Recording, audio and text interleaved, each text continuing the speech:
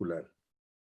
Hoy día en nuestro módulo nos referiremos a detalles de dos de los más importantes, o de uno de los más importantes factores de riesgo cardiovascular: la presión arterial, la hipertensión arterial y los lípidos, específicamente referidos al colesterol. Tenemos dos grandes expositoras, miembros de la Sociedad Chilena de Cardiología y del Departamento de Prevención, quienes contestarán preguntas y dudas que ustedes puedan tener en relación a temas muy prácticos en el manejo de estas enfermedades. La forma en la cual plantearemos este módulo actual hoy día es en dos sesiones sucesivas, que serán continuadas por una sesión de preguntas que se realizará al final de la sesión.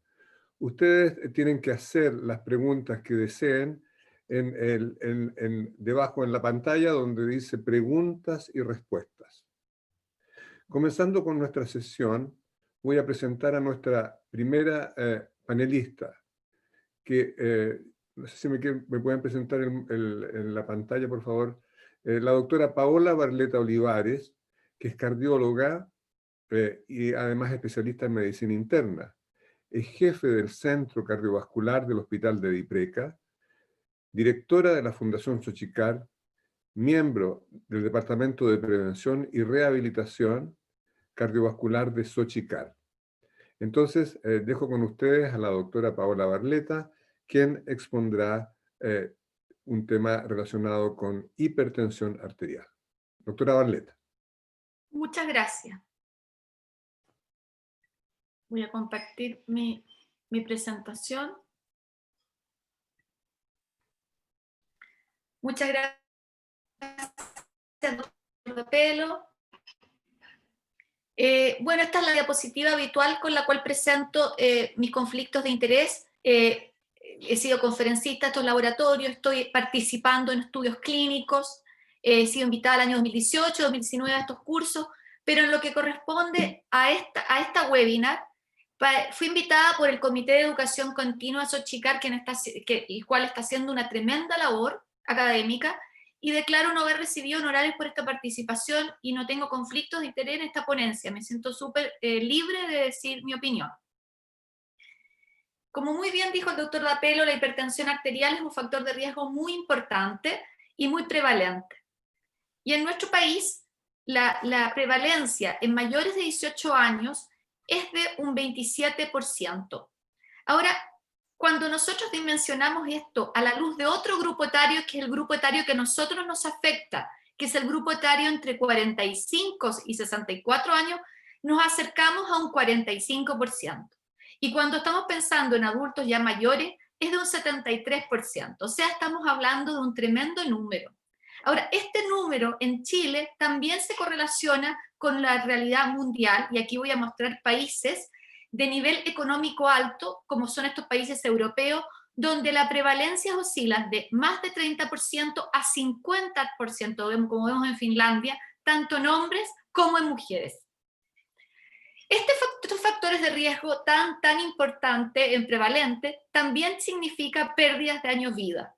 Pérdida de año vida que significa, por supuesto, una pérdida que puede ser una discapacidad o mortalidad. En este estudio de Foreman, del Lancet mundial, vemos como la falta de nutrición o el exceso de alcohol o agua contaminada puede ser importante, pero es la presión arterial elevada el principal factor que hace pérdida de año vida. Ahora, esta realidad es similar en Chile. El impacto de hipertensión en Chile es el principal factor de riesgo, la hipertensión, al cual se le atribuye la mayor carga de muertes. Es responsable del 7.7% del total de años de vida saludables perdidos por mortalidad, ya sea prematura o discapacidad. Y se estima que un 56% de las muertes, ya sea por cardiopatía isquémica o por enfermedad cerebrovascular, son atribuibles a la presión arterial sistólica elevada. ¿Por qué entonces podemos entender cuál es el objetivo de toda la hipertensión a nivel nacional e internacional? El objetivo es reducir el riesgo de mortalidad cardiovascular en pacientes hipertensos. Y para ello tenemos que pensar que la guía tiene que tener mejorar la detección y tratamiento de hipertensión, tiene que tratar la presión arterial a objetivos terapéuticos que se están recomendando algo más bajos, alcanzar el control de la presión algo más rápido, como lo preconiza la guía europea, del cual voy a mostrar una diapositiva, simplificar el algoritmo, hacerlo amigable, y promover el uso de una terapia combinada, idealmente como terapia de una sola píldora, para mejorar el tema de la adherencia. En relación a mejorar la detección, evidentemente la presión se puede pesquisar en nuestro box clínico, pero la monitorización ambulatoria de la presión arterial ha sido un gran apoyo. Y en relación a eso, nuestra Sociedad Chilena de Cardiología y el Departamento de Prevención redactó una guía de ayuda para el informe del monitoreo ambulatorio hace unos años atrás y sigue totalmente actualizado. Y en relación a eso, podemos decir que las indicaciones, recordándoles a ustedes, que ustedes ya lo saben, es confirmar el diagnóstico, documentar sobre la sospecha de hipertensión del delantal blanco, evaluar la sospecha de hipertensión resistente, evaluar tratamiento de 24 horas y algunos patrones anormales de hipertensión, como podría ser el patrón de hipertensión nocturno. Pero adicionalmente, también ayuda en el tema de la hipertensión enmascarada.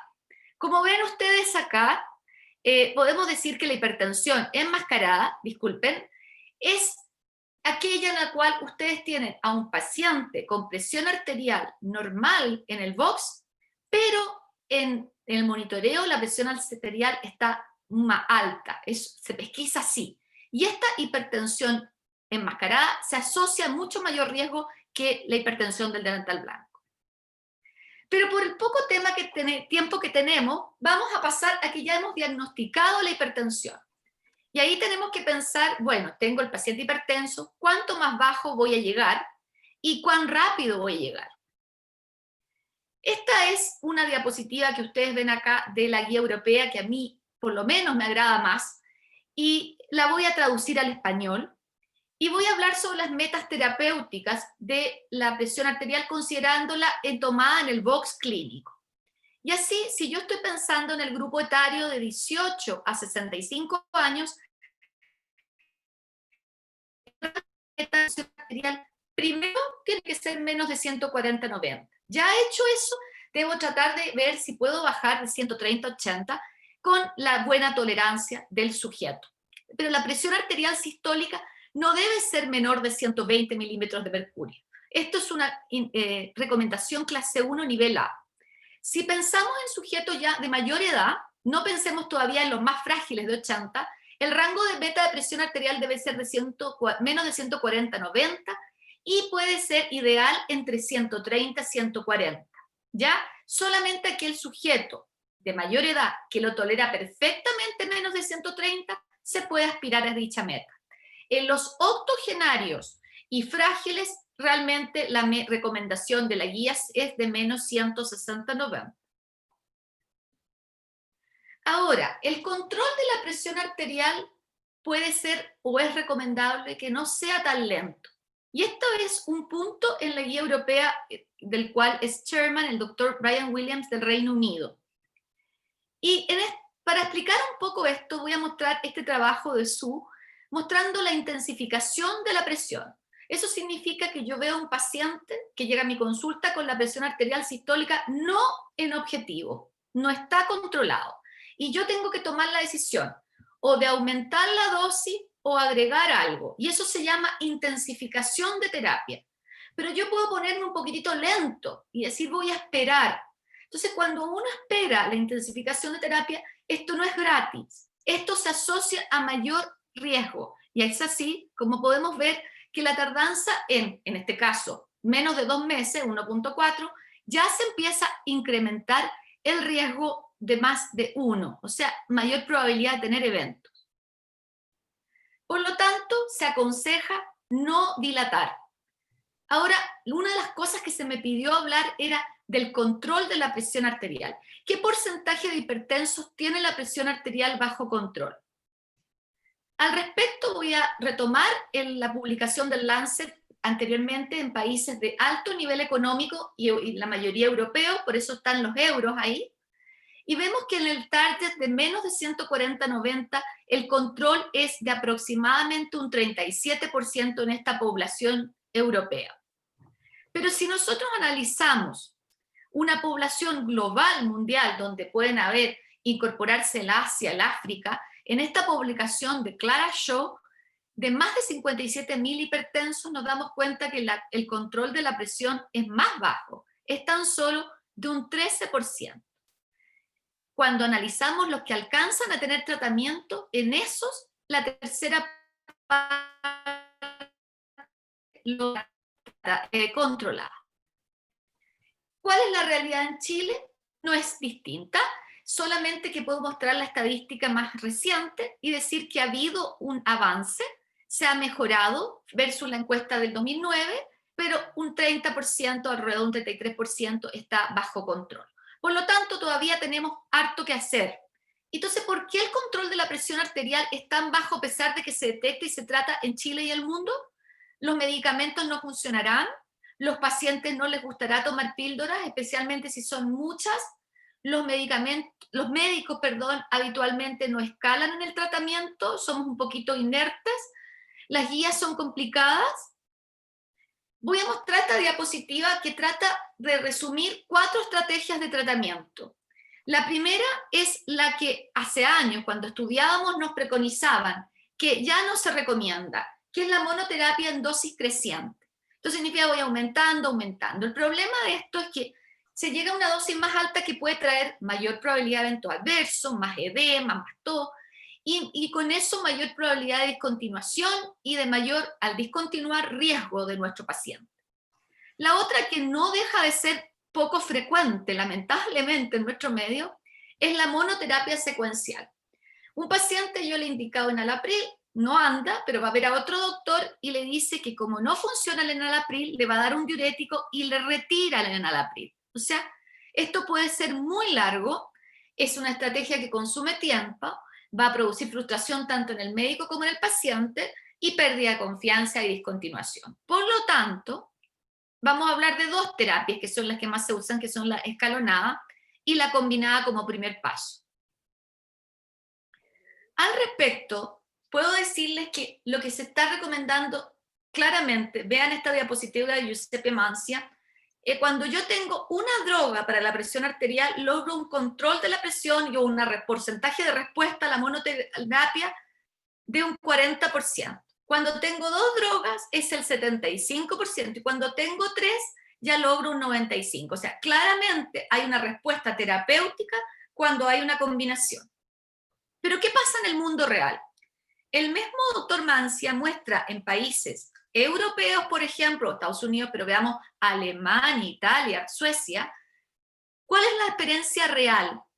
Vemos que la monoterapia es 2/3 versus la combinación en 1/3. Esa es la realidad. De tal manera que hay una inercia terapéutica en todas partes del mundo. Entonces, ¿cómo podemos mejorar el control de la presión? Este es un concepto que han sido muy acuñado por las guías, en especial la europea.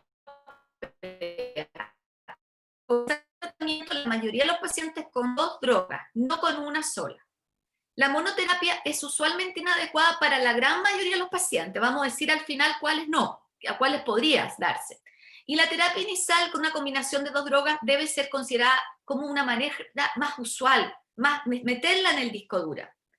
¿Y esto por qué? Porque este concepto logra controlar este bajo control y vencer 2 barreras. Una es la baja adherencia y la otra es la inercia terapéutica.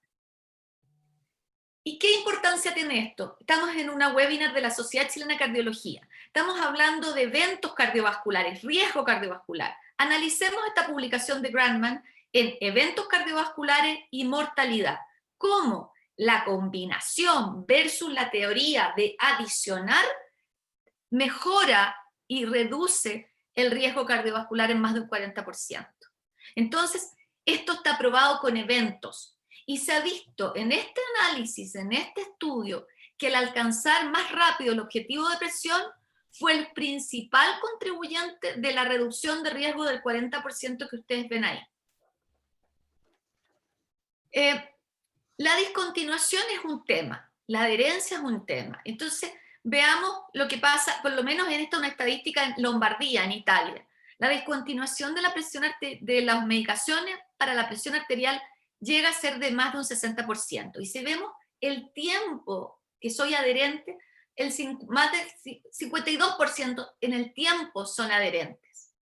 ¿Qué pasa en Chile? Bueno, yo soy comprometida con mi sociedad y con mi fundación, con la fundación de la Sociedad Chilena, y nosotros en la fundación analizamos la adherencia en lugar Santiago, CEFAM de Santiago, y encontramos que al igual como en el estudio anterior, en hipertensos relativamente nuevos, en menos de 6 meses, en este caso con que se les entregaba la terapia, teníamos una adherencia de un 54%. Por lo tanto, no es adecuada la adherencia y ese es un hecho. ¿Y por qué será? Puede ser porque hay falta de comunicación entre el médico y el paciente, hay eventos adversos que se viven, hay un costo de medicación que no era el caso de los CEFAM, había una falta de educación hacia el paciente, hay dificultad de memoria, de recordar. Y un tema es el número de píldoras. Y aquí en Gupta, que es un autor muy dedicado al tema de adherencia, en esta publicación de Reino Unido y de República Checa, muestra cómo en el mundo real el número de píldoras es un tema. De tal manera que la falta de adherencia es cuando esta aumenta, cuando 2 y de 2 a 3 aumenta. O sea, tenemos que meternos esos conceptos. No nos acordamos de tomarnos las pastillas. Y para eso se nos ocurrió, nosotros hicimos esto en la fundación, de ver cómo el apoyar a esta gente en estos CEFAM de Santiago con mensajería de texto podía ayudar. Y en este trabajo de un grupo de la fundación mostramos cómo podía mejorar la adherencia. Por lo tanto, hay que buscar instancias para luchar contra esta condición. ¿Y por qué es importante? Porque vemos que, por ejemplo, ayudar a la adherencia, y en este caso, una píldora en este metaanálisis logra mejorar en aproximadamente un 30% la compliance y la persistencia. O sea, es un hecho en este metaanálisis de Gupta cómo se puede mejorar. ¿Qué importancia tiene esto? Es que la píldora no solamente va a mejorar la adherencia, sino también va a mejorar el control de la presión. Y en este trabajo, si yo comparo monoterapia, combinación libre o combinación en una píldora, veo que puede mejorar en un 50% el control de la presión al año en mi población. Tengo claro eso y ahora pasamos a la etapa de cuáles drogas deben ser la base de la terapia moderna de la hipertensión, lo cual está claro en las guías. Sabemos de la familia, estas familias las conocemos y las usamos. Solamente decirles que en este voy a mostrar un solo metaanálisis de las familias más reconocidas para el tratamiento de la hipertensión. Vemos como si comparamos una versus otra, los beta bloqueantes son los que más desfavorecidos salen, en que menos protección de eventos cardiovasculares existe y un poquito de mortalidad, especialmente en el caso stroke. Es por este motivo que como enlace principal, como concepto principal la guía, en este caso la guía europea, pero es el mismo concepto de la guía americana, pone que el pilar del tratamiento es, primero, bloqueo del eje renina, angiotensina, después un diurético, que esté acídico, y un bloqueador de canal de calcio. Pero uno de los temas que hay, que es muy importante el bloqueo del eje renina-angiotensina, es que había una lucha siempre en que si voy a usar un inhibidor de enzima convertidora o voy a usar un bloqueador del eje renina. Y la verdad que eso hay gustos para todos. Y hay que ser bien práctico. Las guías recomiendan ambos. Yo voy a mostrar acá un metaanálisis que puede explicar por qué algunos tienden a usar más los bloqueadores receptores de angiotensina. Mi opinión es que en nuestro país esto opciones terapéuticas, más dosificaciones y es más fácil combinarlo. Pero en este metaanálisis vemos como hipertensos que han tenido infarto o insuficiencia cardíaca, el tener la recurrencia de un infarto, no hay diferencia en estudios tan importantes como el Target o el Elite entre bloqueadores de eje de renina, de receptor de angiotensina, perdón, o inhibidor de enzima convertidora. No hay diferencia en hospitalización de insuficiencia cardíaca. Tampoco hay diferencia en mortalidad cardiovascular o total en este metaanálisis y tampoco en accidente vascular o evento cardiovascular. En lo que sí hay diferencia, y creo que todos lo hemos vivido, es en la tasa de eventos adversos, que implica discontinuación, de tal manera que se tiende a ver mayor tasa de evento, en este caso un riesgo de 40, de mayor probabilidad de discontinuación por evento adverso, que principalmente es tos, en el caso de inhibidor de enzima convertidora, pero también podía haber angioedema y otros, versus bloqueadores de receptores de angiotensina. Pero las guías son claras. Están hablando del bloqueo del eje y nos están dando la libertad de elegir. Y tendremos que adicionar lo que corresponda. De tal manera que el algoritmo se ha simplificado. Eso se ha tratado de hacer para reducir el tiempo de latencia y el control de la presión. Se recomiendan esta terapia como terapia inicial y cuando con una combinación dual no se logra, se sugiere combinar con triterapia, como les voy a mostrar en la siguiente diapositiva. Pero voy a hacer un comentario. Nosotros somos cardiólogos y realmente nos gustan los beta bloqueantes. Por lo tanto, los beta bloqueantes no significa que no se indiquen. Tienen su nicho, claro, cuando tengo un paciente postinfartado reciente o que tiene historia anginosa o que tiene un perfil más bien adrenérgico, es taquicardio, quiero controlar la frecuencia cardíaca, etc. Por supuesto, en insuficiencia cardíaca con fracción de eyección reducida. Y esta es la diapositiva de simplificar el algoritmo, que en una parte lo hizo la guía americana, pero no es tan clara. Esta es mucho más clara y muestra cómo usted le está diciendo, use bloqueo del eje renina, y adicione o un diurético o un bloqueador de canal de calcio en una píldora. Si no anda bien, pase al estadio 2 con 3 terapias en una píldora, y si no anda, tiene que pasar al estadio 3 de hipertensión resistente. En relación a la hipertensión resistente, se recomienda especialmente la espironolactola, de la cual voy a presentar después una diapositiva. Solo quiero que la monoterapia se puede considerar en dos casos. En el caso de un paciente de muy bajo riesgo cardiovascular, es hipertenso con un factor o sin factor de riesgo, casi adicionales, que son pocos, o en sujetos de mayor edad, octogenarios más frágiles. Recuerden esa diapositiva y ahora les voy a mostrar el algoritmo de la Sociedad Internacional de Hipertensión, que es súper parecido al anterior y que la única diferencia que tiene es que el estadio 1 lo separa, y lo separa en partir dual con dosis baja y después pasar a dual con dosis combinada más alta. Ese es el concepto de diferencia de esta, que también es una sociedad más bien europea. Les había prometido lo de la hipertensión resistente, fue el doctor Brian Williams en el estudio Pathway 2, el cual hizo un estudio randomizado viendo población hipertensa en la cual eran resistentes y le adicionaron o bisopril o bisoprolol, perdón, o doxazosina o espironolactona, y vio que claramente el que tenía mayor efecto sobre esta población en reducción de presión era la espironolactona. Esto en Holter o en presión de domicilio. Para terminar, decirles que evidentemente sé que muchos de ustedes saben que los cortes y las metas son distintas entre la guía europea y la guía americana.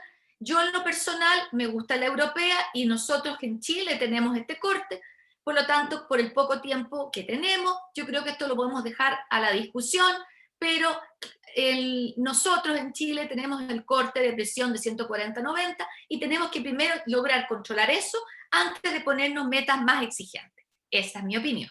Por lo tanto, No hay excusas para no alcanzar el control de la presión arterial de nuestro paciente, para lo cual yo voy a concluir en forma escueta que el control de la presión arterial sigue siendo un reto en todo el mundo y también en nuestro país.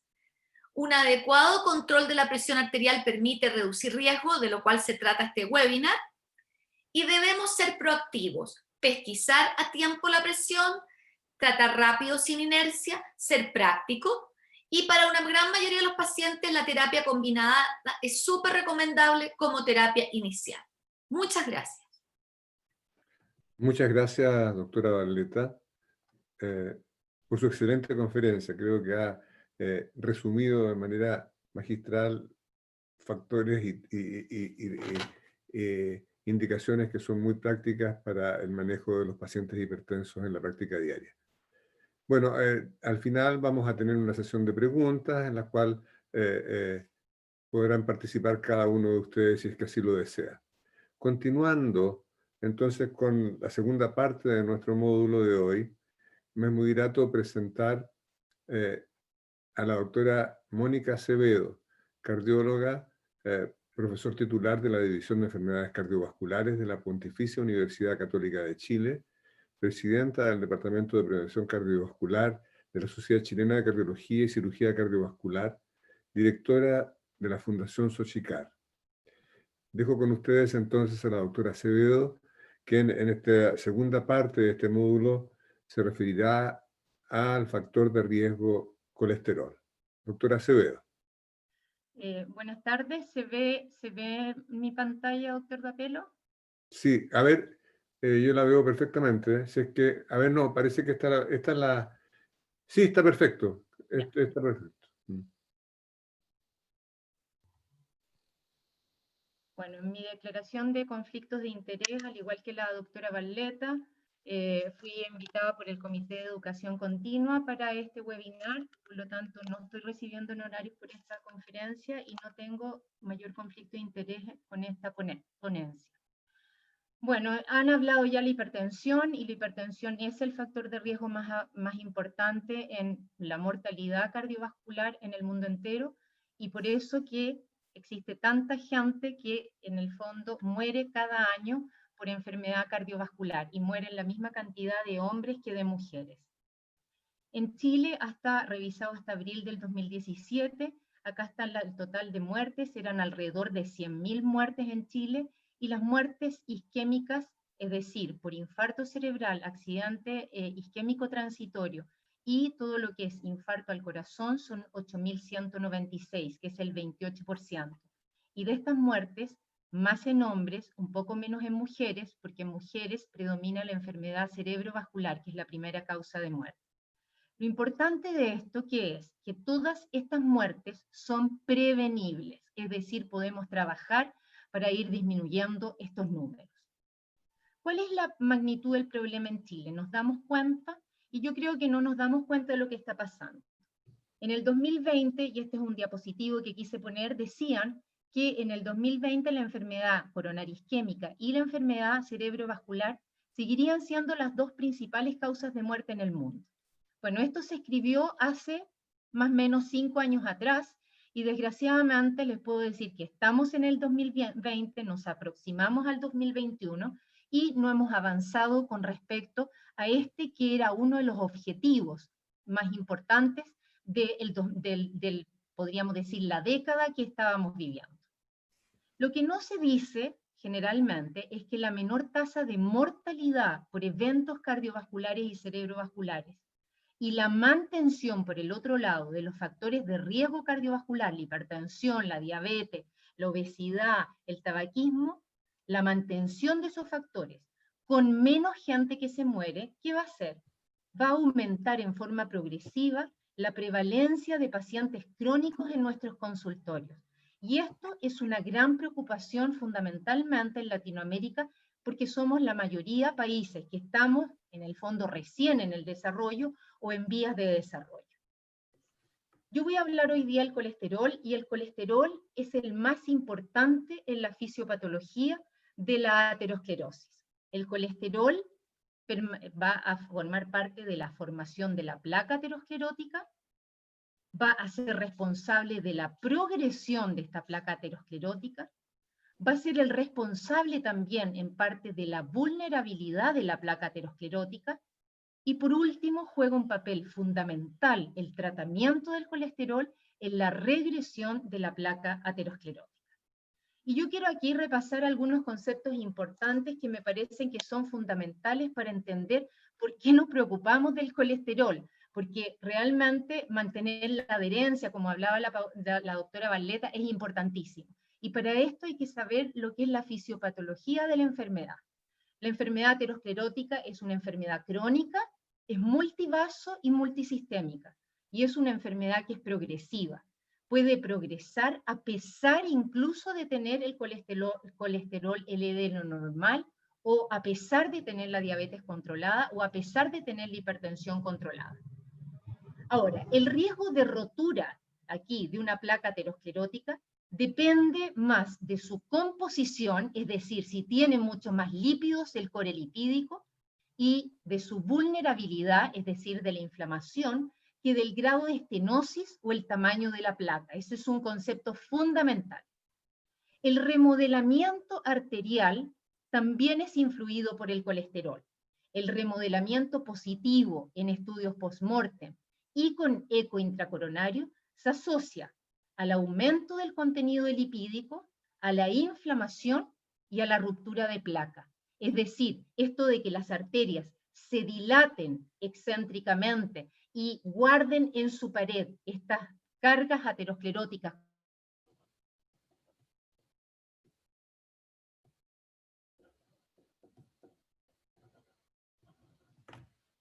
Estamos sin señal. Estamos sin señal, Mónica.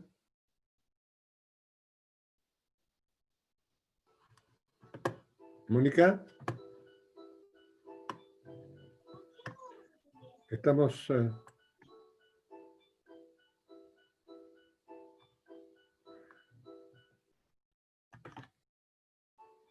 estaríamos sin señal en este minuto.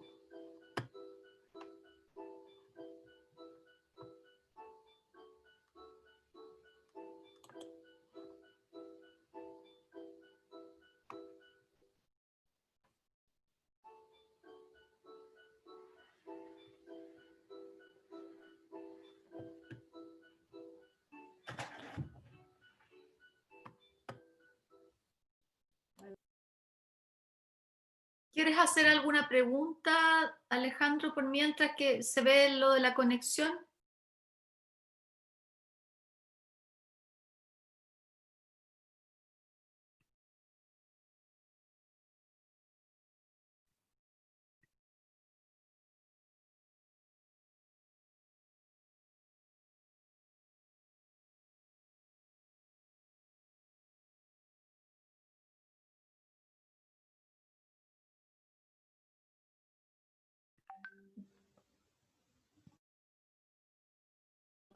Doctor Dapelo tiene el micrófono mudo. Habilítelo. Ah, perfecto. Ya, bueno, entonces vamos a hacer alguna pregunta en el intertanto, mientras arreglan la comunicación con la doctora Acevedo, y le vamos a hacer alguna pregunta a la doctora Barletta. ¿Qué diferencias, doctora, fundamentales entre las guías americanas y las guías europeas hace que usted la selección, usted mencionó que había seleccionado la guía europea como ideal para Chile, con mucho más fundamento que las americanas? ¿En qué basa usted esta preferencia? Bueno, por mientras que la Moni está arreglando esto, yo le diría, doctor, que es por cosa práctica. Usted vio que tenemos un beneficio, ha habido un incremento de control de un 17 a un 30% aproximadamente en el control, pero todavía nos queda. Y el objetivo que estábamos analizando ahí era un objetivo de 140-90, o sea, en el sentido de menos de 140-90. Entonces tú te puedes imaginar si nosotros bajáramos esa meta, el control sería muy bajo. Y segundo, llenaríamos además un N más grande de pacientes a tratar. Ahora, no importa si el beneficio va a ser muy impactante, pero el beneficio puede ser con otro tipo de factores de riesgo, y ahí entonces hay que entender. Primero, que hay que tener metas, yo creo que hay que ser como criterioso y cuidadoso. Primero, tratar lo que tenemos, la prevalencia de hipertensos que tenemos, que es de 27%, y como dije, la población por lo menos de mi edad, 45%. Y optimizar el control bajo 140-90. Quizá cuando ya lleguemos a abarcar más, ser más intenso en el tratamiento de meta. Pero hay una cosa además, que yo he sido, a mí no me satisface la guía americana, y está en que, Alejandro, entre el grupo de 130 y 140, que los norteamericanos catalogan de grupo 1, porque al grupo 2 son todos los hipertensos, nuestros. A ese grupo 1, que es entre 130 sistólica y 140 sistólica, ellos definen, Alejandro, si le van a dejar terapia farmacológica o no, según una puntuación, que es un score. Y este score, la verdad, es que es el score americano. Y nosotros, en lo personal, podemos usarlo en nuestra consulta, podemos haber leído mucho de eso, pero este score americano no está validado en nuestro país.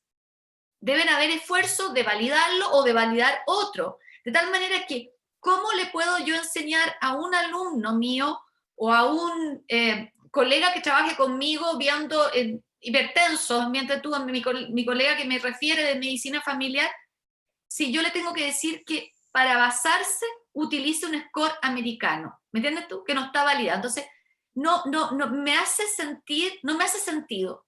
Creo que tenemos que primero ser prácticos. Tú ves que la guía europea también tiene el apoyo de la guía de la Sociedad Internacional de Hipertensión, y tenemos que trabajar en eso y trabajar en validar nuestros scores. Eso.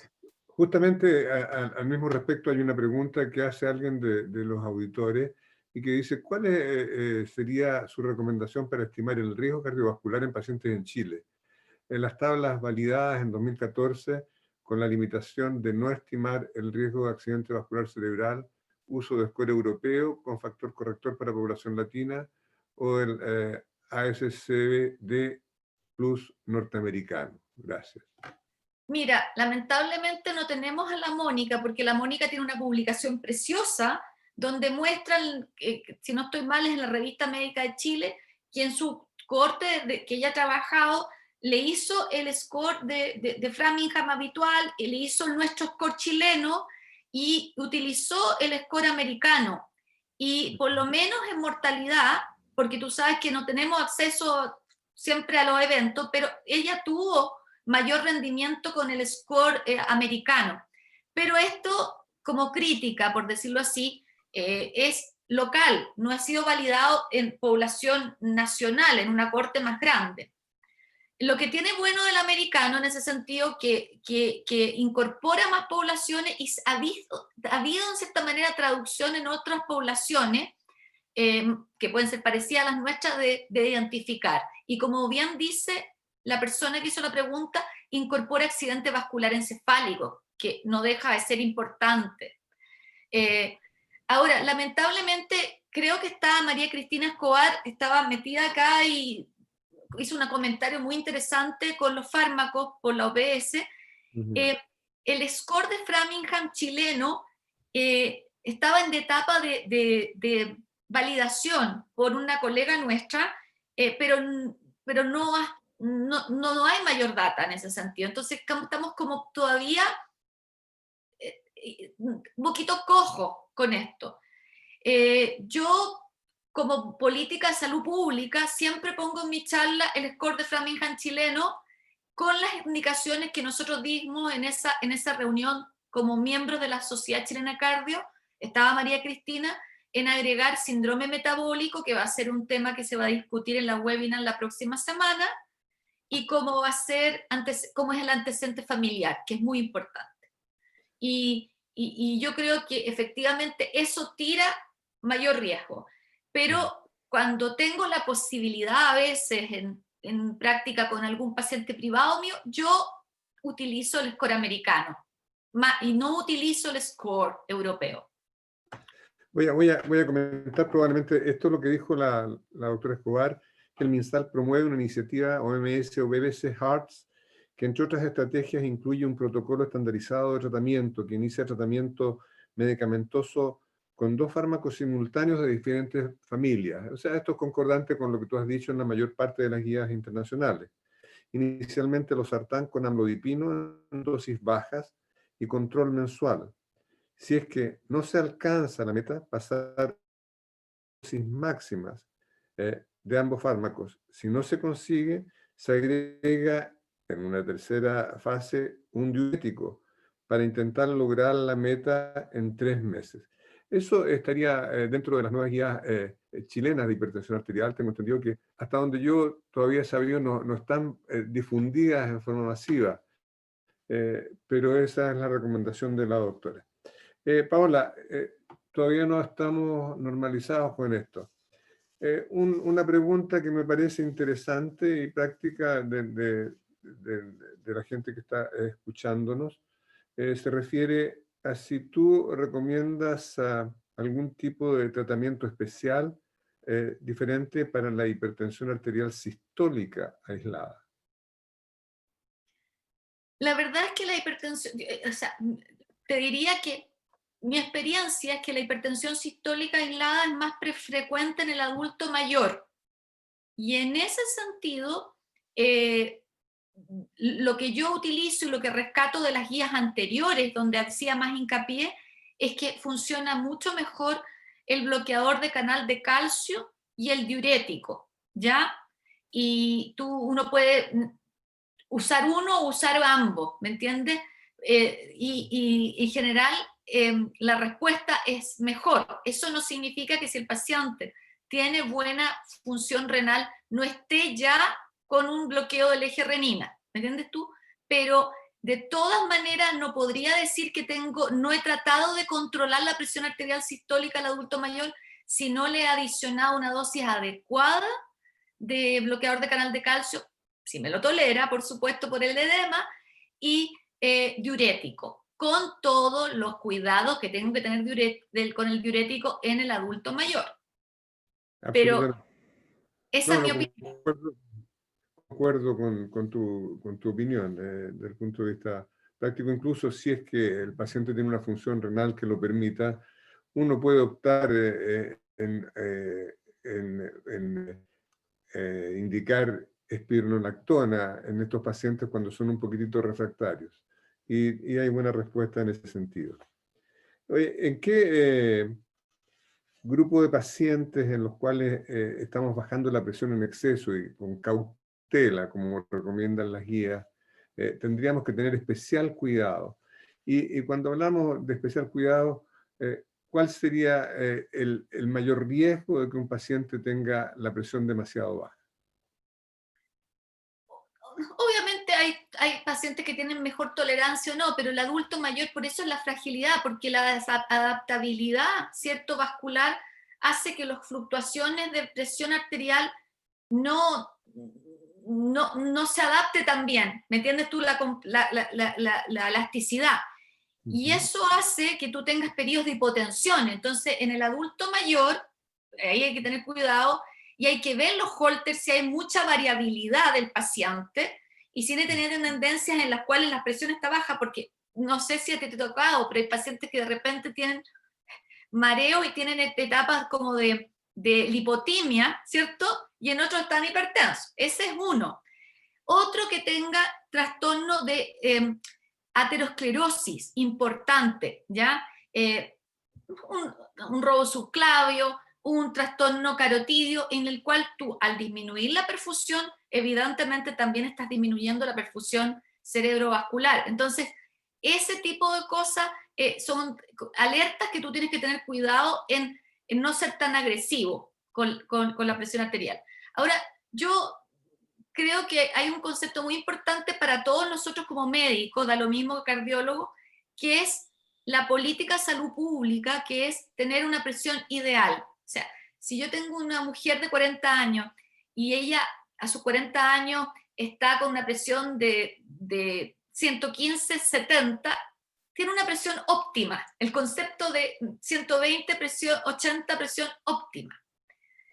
Pero cuando tú eres hipertenso, ya no tienes que pedir que sea óptimo, ¿me entiendes tú? Porque la condición de ideal ya no es, ya tienes una enfermedad y tienes que tratar de tratar la enfermedad. Por eso es que yo hago eso de que les quede especialmente a los alumnos el concepto de que la guía europea pone, no es necesario que baje menos de 120. Y como recordatorio, aunque el estudio SPRINT hace unos años atrás para nosotros fue tan impresionante porque nos cambió un poco, yo por esta misma webinar estuve recordando que el sprint llegó, Alejandro, como a 121, 122. Por eso que los europeos son prácticos y dicen que lo ideal realmente, si tú pudieras tener a alguien en menos de 130 y estar tranquilo si es hipertenso, y como política de salud pública, como gobierno, tratar de tener a toda la gente comiendo con poca sal y con delgada, todo para que tengan presiones ideales de menos de 120, 80 y no sean hipertensos, ojalá nunca. Y son dos cosas distintas. Sí, absolutamente. Y las guías enfatizan, justamente las europeas, que hay que ser muy cauto, muy cuidadoso, cauteloso en la tolerancia de cada persona. La Moni volvió. Ah, volvió, pero yo, Ya. de acuerdo. ¿En dónde estoy? Mónica. Sí, cuéntame. ¿Está compartiendo la pantalla? Sí, estás compartiendo. ¿En cuál parte quedé? ¿En cuál parte quedé? Es que ¿Ahí? no estoy... Tú estabas Ya. hablando de aterosclerosis, Moni. Empiezo. El colesterol, entonces, es el más importante en la fisiopatología de la aterosclerosis. El colesterol está presente en la formación de la placa aterosclerótica, en la pro de la placa aterosclerótica, en la vulnerabilidad de la placa aterosclerótica y forma parte con su tratamiento en la regresión de la placa aterosclerótica. Algunos conceptos importantes de por qué va a ser tan importante mantener un colesterol bajo en los pacientes que son y que tienen enfermedad cardiovascular isquémica, es porque la enfermedad aterosclerótica es crónica, multivaso y multisistémica, y puede progresar a pesar incluso de tener un colesterol LDL normal.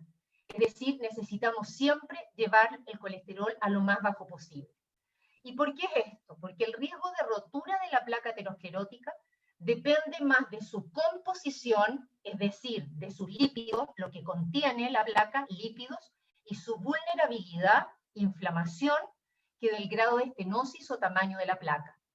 Por otra parte, el remodelamiento arterial, el remodelamiento positivo, que acá lo vemos, arteria normal, arteria con una placa aterosclerótica, arteria con una placa aterosclerótica más grande, remodelamiento positivo, va a depender del contenido lipídico de esta placa aterosclerótica, de la inflamación y de la ruptura, pero en gran parte el remodelamiento depende del contenido de lípidos del núcleo lipídico.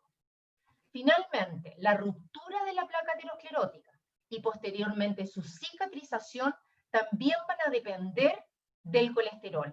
Vamos a tener un ateroma que va a ser muy probable que se rompa cuando tenemos un contenido lipídico que es muy grande, y vamos a tener después, cuando una placa está cicatrizada, que hemos dado inhibidores de la síntesis del colesterol, como las estatinas, en que va a ayudar a que cicatricen estas placas y las van a transformar en placas estables. Es decir, el colesterol está presente en todos estos casos y es fundamental en el tratamiento de la enfermedad aterogénica. ¿Cuál es la magnitud de dislipidemia que tenemos en Chile? El colesterol total, un 28%, colesterol LDL, 52%, más de 100%, el HDL menos de 40, menos de 50, un 46%, triglicéridos más de 150 en un 36% de las personas.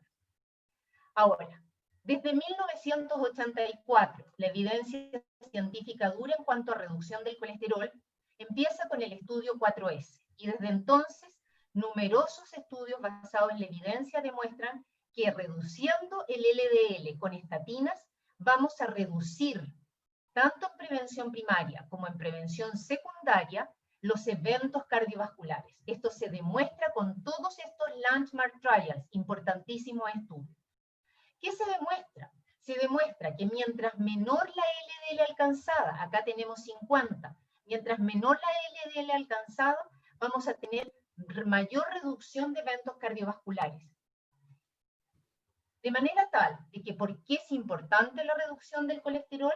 Porque disminuye la morbilidad y mortalidad cardiovascular, porque con solo 39 miligramos por decilitro de bajada de colesterol LDL reducimos un 22% los eventos cardiovasculares, y porque mientras con mayor reducción del LDL, mayor reducción de eventos. Es decir, the lower is better. Y esto se tuvo que demostrar, porque siempre hay incrédulos. Entonces, ¿qué vamos a hacer? ¿Cómo lo hacemos? ¿Con qué terapias? Primero y principal, bajar el LDL es lo más importante. ¿Con qué?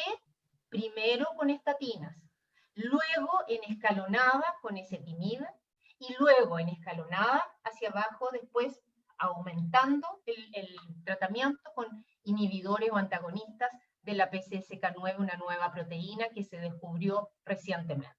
Y aquí están los principales pasos, los principales mecanismos con los cuales podemos disminuir la síntesis de colesterol, disminuir su absorción o hacer que haya más receptores de LDL en la superficie del hepatocito. Tenemos las estatinas acá disminuyendo la síntesis, disminuyendo la absorción, el ezetimibe. Después, antagonizando a la PCSK9, esta enzima que mantiene o reduce el número de receptores LDL en el hepatocito, el otro mecanismo. Y finalmente, un mecanismo reciente que bloquea el gen que codifica para la PCSK9, que es un nuevo medicamento y que lo vamos a ver al término de esta presentación. El mecanismo de las estatinas, todos lo conocen, fundamentalmente disminuir la síntesis intracelular del colesterol, de manera tal de que aumenten los receptores LDL acá en la superficie del hepatocito y haya un mayor clearance de LDL por el hepatocito hasta la bilis y posteriormente para ser excretado en el intestino. Pero hay que recordar que las estatinas no solo tienen esta función de reducir el colesterol, sino que también tienen efectos que son pleiotrópicos, tanto antiinflamatorios como antitrombóticos. ¿Cómo se demuestra que las estatinas son medicamentos importantísimos para la reducción del colesterol? Se demuestra en uno de los tantos metaanálisis con estatinas en prevención primaria, en que se descubre que la disminución de los eventos coronarios se produce en un 30% en estos estudios, independiente del nivel de colesterol de inicio. Es decir, si usted partió con 130 de colesterol o tuvo para partir 80 de colesterol, si usted baja esos niveles, independiente si lo tiene más alto o más bajo, va a tener una disminución de los eventos coronarios en promedio de un 30%. El estudio Júpiter es un estudio en prevención primaria y yo diría que vino como a cerrar lo que se decía era algo no creíble todavía, y que era que en prevención primaria se justifica tratar con estatinas. Las estatinas producen un bloqueo de la síntesis intrahepática del colesterol, y en este estudio en que se usó rosuvastatina, una estatina potente, redujo 44% los eventos cardiovasculares después de la terapia versus el grupo placebo. El Júpiter le pone, podríamos decir, ya el sello a que las estatinas también pueden ser usadas en prevención primaria. Posteriormente al uso de estatinas, empezamos con otros estudios, como el estudio Improving, hecho en pacientes con enfermedad cardiovascular, en los cuales, on top de la estatina, se sumaba un inhibidor de la absorción del colesterol.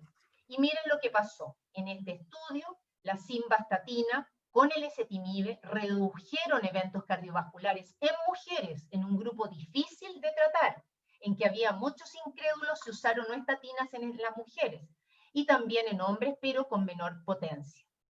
El ezetimibe, entonces, lo que demuestra es menos eventos con la adición de este compuesto a la estatina. ¿Cuánto reduce el riesgo absoluto en este estudio de eventos? Un 2%, que es una buena reducción de eventos absolutos, de riesgo absoluto. Gran reducción del LDL con ezetimiba, como lo acabamos de ver, que se puede resumir en este cuadrito que les puse acá, en que una estatina de alta potencia disminuye en promedio el colesterol LDL en un 50%. Si a esto le sumamos ezetimibe, vamos a tener una reducción de un 65%. Y probablemente, como la doctora Barletta dijo, la combinación de drogas en hipertensión ya es una realidad. La combinación de drogas en hipercolesterolemia, y en este caso para el tratamiento del colesterol en pacientes isquémicos, también yo creo que va a ser el futuro en nuevas guías que vendrán.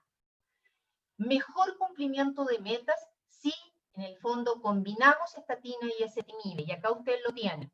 Pacientes que tenían que lograr 100 del colesterol LDL, aquí en azul los que están solo con estatinas, en rojo cuando le adicionamos ezetimibe, 20% más de alcance de metas. Y si la meta es menos de 70, como es en todos nuestros pacientes en prevención secundaria, también un 20% más de alcance de metas si empezamos inmediatamente con una estatina más un ezetimibe, que yo personalmente creo que para allá también se va a mover en el fondo el resumen de las guías. Ahora, para los incrédulos que aún no creen que sea tan importante bajar el colesterol como todavía circulan cosas en internet, la reducción intensiva del LDL con estatinas y también con ezetimibe, los dos combinados, produce una regresión de la placa aterosclerótica.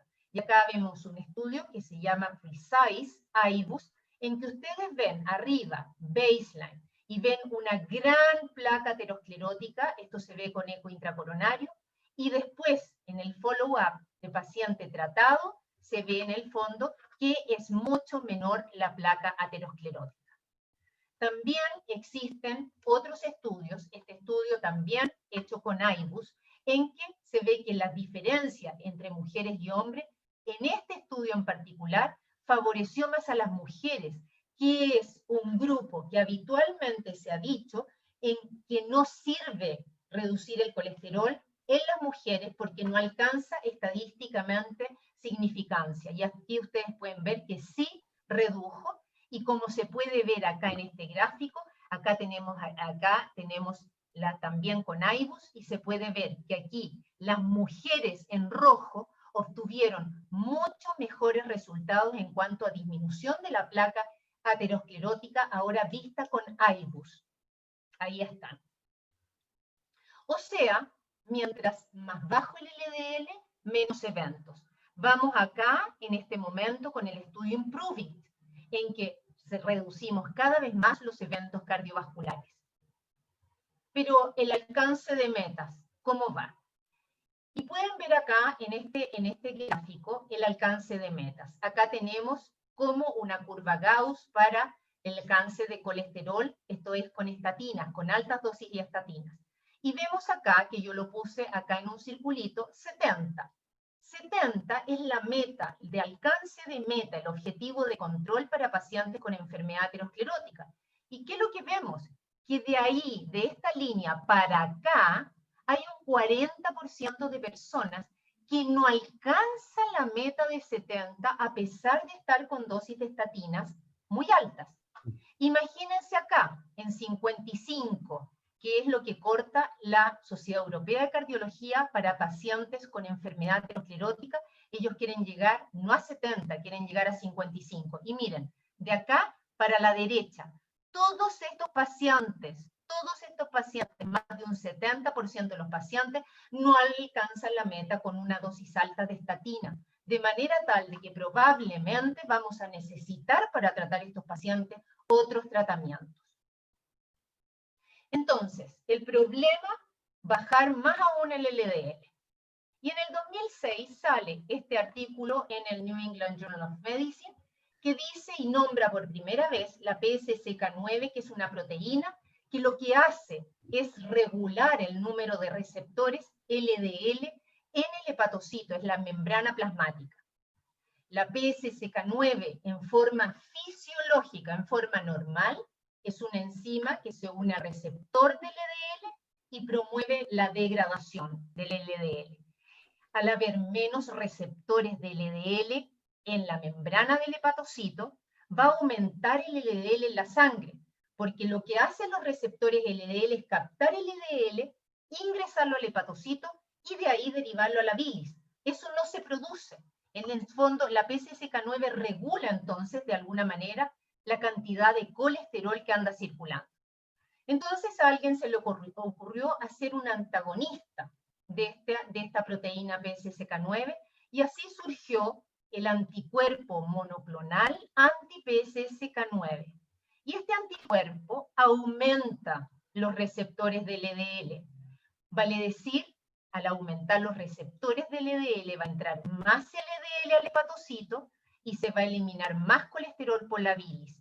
Y se va así a producir una baja del colesterol sanguíneo. Acá tenemos cómo funciona.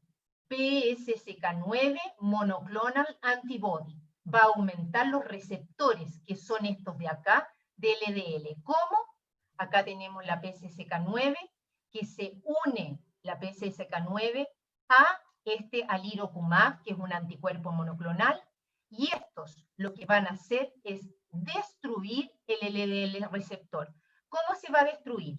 Este complejo se va a internalizar, todo este complejo, y lo que va a ser producido es que el receptor de LDL, que tiene pegado ahí la molécula de LDL, se va a degradar por un lisosoma. Y este nuevo receptor de LDL pasaría, ¿cierto?, al lisosoma, se rompe y no se volvería a la membrana acá del hepatocito. De manera tal, en el fondo, que lo que se produce es la regulación, en este caso, en el fondo, de producir una alteración en el número de receptores LDL para aumentar los receptores LDL en el hepatocito. ¿Qué es lo que producen estos receptores de anti-PCSK9? Producen una gran disminución del colesterol, una reducción que es alrededor del 62% on top de la estatina. Es decir, ya estamos logrando casi, podríamos decir, un 90% de reducción o 100% de reducción en el LDL. Pero la pregunta es si estos reducen los eventos cardiovasculares al igual que las estatinas. Y la respuesta es sí. En este estudio, el estudio Fourier, con un anticuerpo monoclonal contra la PSSK9, lo que hace el evolocumab es reducir los eventos. Y reduce los eventos disminuyendo los eventos en 16%, pero cuando usted usa este mismo anticuerpo por más de 12 meses, se ha visto que la respuesta de reducción de eventos es incluso mejor. Vale decir, mientras más bajamos el colesterol, mejor, pero también mientras más tiempo bajamos este colesterol, aún mejor, porque tenemos más reducción de eventos. Pero también esta anti-PCSK9 disminuye la lipoproteína A. Y en este momento, los anticuerpos monoclonales PCSK9 son los únicos medicamentos que reducen la lipoproteína A para aquellos pacientes que tienen genéticamente una lipoproteína A alta. Acá tenemos importante reducción del LDL, de la lipoproteína A. Que con estos medicamentos también, mientras más bajo, mejor.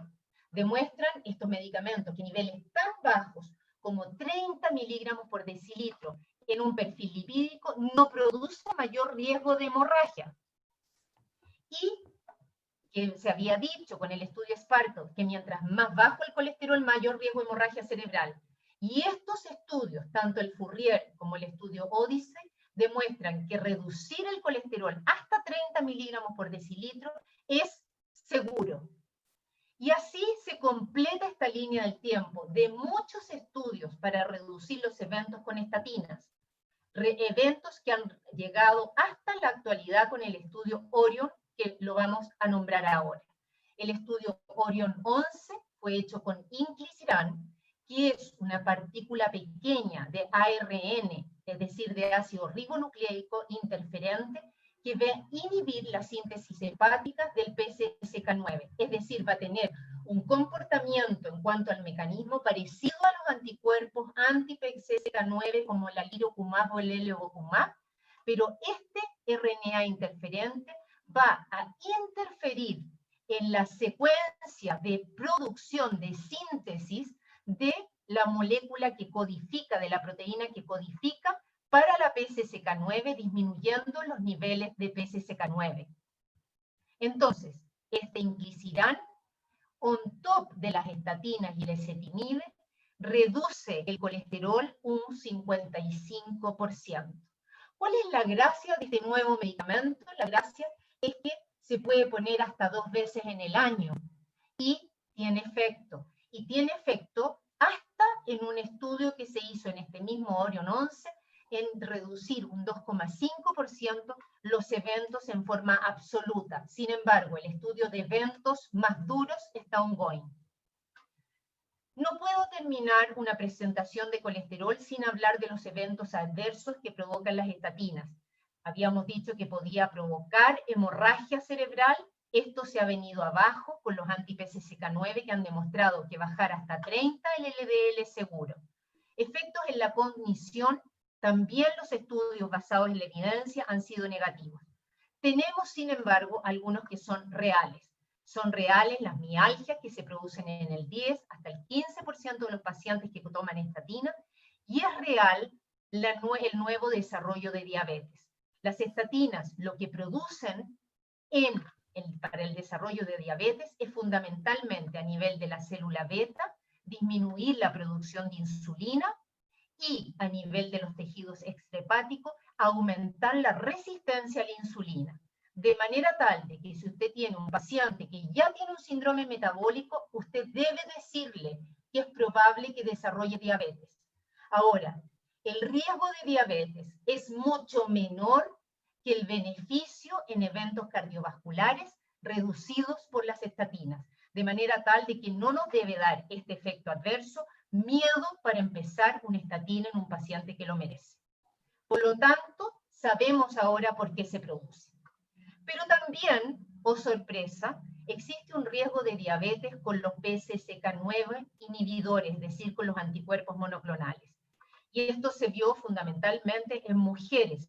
Mujeres posmenopáusicas se ha visto que tienen unos niveles de PCSK9 que son más altos que los hombres. ¿Y qué es lo que se ha visto con estos estudios? Se ha visto que los pacientes que están tratados con un anti-PCSK9 producirían mayor LDL receptores que captan el LDL acá hacia el interior del hepatocito. Y este colesterol en el interior del hepatocito de la célula beta sería nocivo. ¿Para qué? Para la producción de secreción de insulina, de manera tal de que también con los inhibidores de PCSK9 se produciría un mayor riesgo de diabetes. Por último, ¿qué dicen las guías? Y no voy a marear con esto. Las guías americanas definen que en pacientes de muy alto riesgo de futuros eventos cardiovasculares, es decir, pacientes que han tenido un síndrome coronario agudo en el último año, o que tienen historia de un infarto previo al último año, historia de un AVE isquémico o enfermedad vascular periférica sintomática, como también aquellos pacientes que tienen más de 2 condiciones de alto riesgo, como son hipercolesterolemia familiar, por ejemplo, o tener diabetes, más de 2 de estos pacientes deben tener en el fondo un colesterol LDL menos de 70. En las guías europeas, el tratamiento de objetivos es aún más bajo. Y acá tenemos los pacientes con enfermedad aterosclerótica, muy alto riesgo. Estos pacientes tienen enfermedad aterosclerótica o tienen hipercolesterolemia familiar o tienen una severa insuficiencia renal o bien tienen diabetes más 3 factores de riesgo o daño de un órgano blanco, o tienen más de 10 años de diabetes tipo 2. Estos pacientes de muy alto riesgo aterosclerótico deben en las guías europeas llegar a menos de 55 de colesterol LDL, que es tremendamente bajo e inalcanzable. En prevención primaria, las guías americanas dicen, ok, estimule un estilo de vida saludable, trate a aquellos pacientes que tienen un LDL para partir de 190 o más, trate a todos los pacientes diabéticos con una estatina de moderada intensidad, salvo que ese diabético tenga un puntaje de riesgo por el ACCBD, el puntaje score que los tenemos todos en nuestra calculadora, que pueda ser a 10 años mayor al 20%, y en aquellos pacientes que tienen entre 40 y 75 años, que no son diabéticos, pero que tienen un riesgo por puntaje entre 7,5 y 19,9, es decir, son de riesgo intermedio, en estos pacientes empiece una estatina en dosis moderada o vaya a una estatina en forma intensiva si tiene algunos, podríamos decir, llamarle factores de riesgo adicionales que hacen que este paciente pase a ser de mayor riesgo, o bien usted le hizo un calcio coronario y demostró ese paciente que tenía calcio y que por lo tanto tenía enfermedad aterosclerótica. Esta es la calculadora de riesgo y estos son los pacientes que vamos a tratar, los de riesgo intermedio y los de riesgo alto. Los de riesgo intermedio les vamos a pedir que muchos tengan factores que son incrementadores del riesgo, ya sea cuando son diabéticos, que tengan albuminuria o que tengan retinopatía o neuropatía, o bien, si no son diabéticos, que tengan alguno de estos factores de riesgo, como es, por ejemplo, menopausia prematura en las mujeres, enfermedad renal, o que tengan un síndrome metabólico. Todos esos factores favorecen en la iniciación de estatinas. Y aquí tenemos muchos grupos que no están siendo tratados con estatinas que debieran serlo, como por ejemplo aquellos que tienen hipertrigliceridemia leve, como es 175. De manera tal de que finalmente si vemos calcio, aquí como se ve en este angioTAC coronario, tenemos que empezar una estatina. Tenemos que reducir más el colesterol, pero más importante, igual de importante que esto, es por el tiempo que mantenemos las estatinas.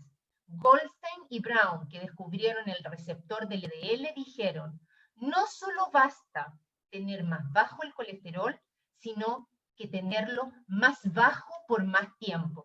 Y en este estudio, salió el 2020, se ve más reducción del colesterol si habían tomado por más de 4 años las estatinas. No dejo de decir, y no me alcanza más el tiempo, que la adherencia es fundamental y se ven los mismos números de adherencia que con los tratamientos antihipertensivos. No solo hay que tomar una estatina, sino que tomarla por el mayor tiempo posible. Termino con esta frase de Christopher Cannon, uno de los investigadores del grupo TIMI, que era hace 10 años el preferido de Eugene Braunwald, pero después de 10 años no lo fue más al parecer, pero sigue siendo un hombre importante en enfermedad coronaria isquémica, que dice que no solamente es bueno el lower is better, sino que lower, hoy día, con todo lo que sabemos, is totally better. Muchas gracias. Muchas gracias, doctora Acevedo, por su excelente presentación. Pasamos a hacer unas preguntas. Vamos a darle prioridad inicialmente a Mónica, que ha contestado poco hasta el momento, y como viene saliendo de su charla, es muy atingente. ¿Cuál sería, doctora Acevedo, el objeto de separar en estos momentos en los cuales usted ha dicho con tanto énfasis que the lower better, mientras más bajo mejor, la separación en la indicación de estatinas de alta y de baja intensidad, cuando realmente lo que nos interesa es lograr lo más bajo? ¿Qué objeto tiene utilizar estatinas solas de intensidad media o no alta intensidad? A A ver, yo creo que lo más importante de las moderadas intensidad es los pacientes en prevención primaria. En prevención primaria no necesitamos en la mayoría de los pacientes una dosis de alta, una estatina de alta intensidad y de alta potencia, sino que en aquellos pacientes que puedan tener un riesgo intermedio, por ejemplo, podemos usar una estatina de moderada intensidad y tener niveles muy buenos, bajo 100, que es lo que le pedimos a los pacientes que tratamos, que son de riesgo intermedio, les vamos a exigir solo menos de 100 de colesterol LDL. De más está decirlo que en los pacientes que son pacientes con enfermedad aterosclerótica demostrada, hoy día es un deber dejarle una estatina de alta intensidad, que es rosuvastatina 20-40 o atorvastatina 40-80. De manera tal de que yo no las tiraría todavía al cajón del olvido a las de moderada intensidad, porque son aquellas que podemos todavía usar en algunos pacientes, y yo no he sacado a mis pacientes que con una moderada intensidad andan bien y están en objetivo de control, no los he cambiado a una de alta intensidad, salvo que sean del grupo de riesgo, es decir, pacientes con enfermedad aterosclerótica. En caso de intolerancia a las estatinas, o a la estatina que usted está utilizando, no sé cuál será, cualquiera, en un momento determinado, ¿cuál sería la estrategia para manejar una presencia de mialgias o de elevación de transaminasas en ese paciente, que son las más frecuentes? ¿Cómo sería su escalamiento? ¿Qué es lo que haría desde el punto de vista práctico con ese paciente? A ver, lo más importante con pacientes con mialgia es creerle a los pacientes. Primero, el paciente si dice que le duelen los músculos, hay que preguntarle, ok, muéstreme qué músculo le duele. Y no sé si la cámara me está mostrando, pero los becados se ríen de mí cuando les digo que las mialgias de las estatinas son en grupos grandes. Son aquí en el tríceps, en el bíceps, bilaterales, en los dos cuádriceps, en los gemelos. Y es una sensación que los pacientes lo refieren como que un camión les ha pasado y le ha dejado los músculos resentidos. Esto generalmente ocurre cuando los pacientes hacen mialgia por estatina, generalmente es antes de los 6 meses. Es decir, el paciente va a referir estos dolores antes de los 6 meses. Es muy raro que un paciente tenga mialgia por estatina después de 6 meses que se está ya controlando con estatinas. En ese paciente en que se demuestra que realmente tiene mialgia, yo suspendo la estatina que estoy usando, le creo al paciente. El paciente le digo, deja de tomar esta estatina 3 a 4 semanas. Si a las 3 o 4 semanas el paciente me dice que no tiene ningún dolor, pero esto es ningún dolor, era la estatina y hay que creerle al paciente. Si el paciente dice, doctora, la verdad es que me siguieron los dolores, no era la estatina y vuelvo con la misma estatina que estaba usando. Por el contrario, el paciente dice, me siguen los dolores, le creo, lo demostramos. Inicio una estatina, que puede ser una estatina, en este caso, hidrofílica, que son las que menos mialgia hacen, que son la rosuvastatina, en el caso de que estemos tratando a un paciente de alto riesgo, le dejo rosuvastatina en una dosis más baja que la que tenía previamente. Es decir, si yo tengo que dejar 20 de rosuva, empiezo con 10 de rosuvastatina, y usted puede de repente empezar más lento, día por medio, dejarle lunes, miércoles y viernes, de manera tal de ver si en 3 semanas, 4 semanas, el paciente a mí me mandan un WhatsApp y me dice si siguen o si han presentado de nuevo dolores o no. En general, cuando uno lo hace bien y lo hace escalonado y no se apura, no hay casi intolerancia a estatina. Yo tengo 2 pacientes entre mis pacientes con tolerancia a estatina. Uno que hizo una rhabdomiolisis con insuficiencia renal aguda grave, y la otra que es una mujer de 80 años que no ha tolerado ninguna estatina y por lo tanto la tengo solo con ezetimibe. Ok, muchas gracias. A ver, hay un par de preguntas, Mónica, relacionadas con lo mismo. Uso combinado de estatinas con fibrato, dislipidemia mixta de predominio triglicéridos. ¿Qué podrías comentar al respecto? A ver, va a haber una charla la próxima semana que va en el fondo a tratar la dislipidemia mixta, por eso que yo no toqué el tema, pero así bien escueta. La dislipidemia mixta hay que tratarla, Primero, con estatinas, segundo con estatinas, tercero con estatinas, porque las estatinas son lo más importante a disminuir el colesterol LDL. Sin embargo, si el paciente presenta y sigue con los triglicéridos altos, y hablo de triglicéridos altos, mayor de 500, uno le puede agregar un fibrato. ¿Por qué es importante tratar la hipertrigliceridemia? Porque la hipertrigliceridemia, la molécula en el fondo de triglicéridos, tiene colesterol, y tiene colesterol y ApoB. Y ese colesterol que está en el triglicérido es un colesterol que puede entrar también a la íntima y puede ir a engordar las placas ateroscleróticas que tenemos en nuestra íntima. De manera tal de que hay que tratar la hipertrigliceridemia si esta se mantiene. Y esa es una posición que es muy, diría yo, muy clara y muy contundente de un grupo sueco que ha investigado mucho y que dice que primero trate el colesterol LDL, pero de ahí que es importante también reducir estas partículas muy ricas en triglicéridos. Voy a hacer una pregunta más para alternar después con la Paola un poquitito. Hay una pregunta que dice, ¿diabetes siempre estatinas? A ver, sí, yo soy convencida que sí. Y en el fondo ahora les mostré en el fondo cuáles son los mecanismos por los cuales se producen, ¿ya?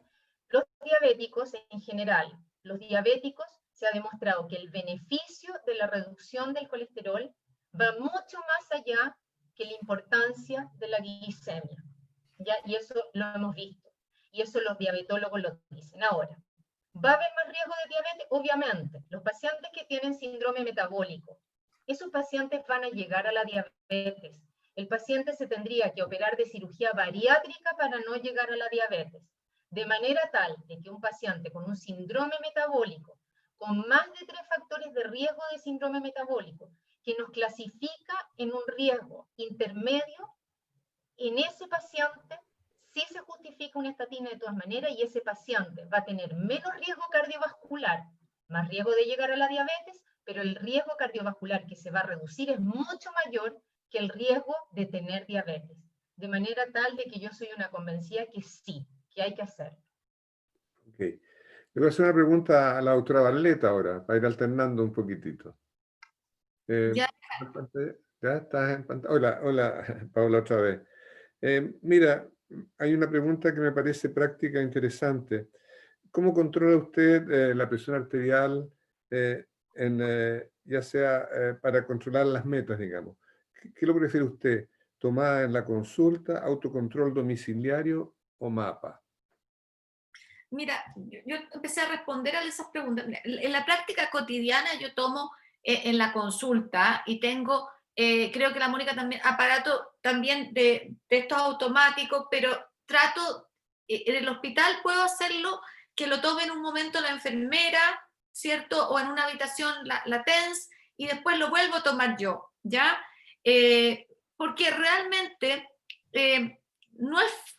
Lo otro que hago con los adultos mayores es que me traigan su aparato y que ellos se controlen las presiones en su domicilio, pero que yo vea si está el equipo de ellos bueno, porque el monitoreo de domicilio es bastante práctico, pero uno tiene que tener certeza que el aparato está funcionando bien.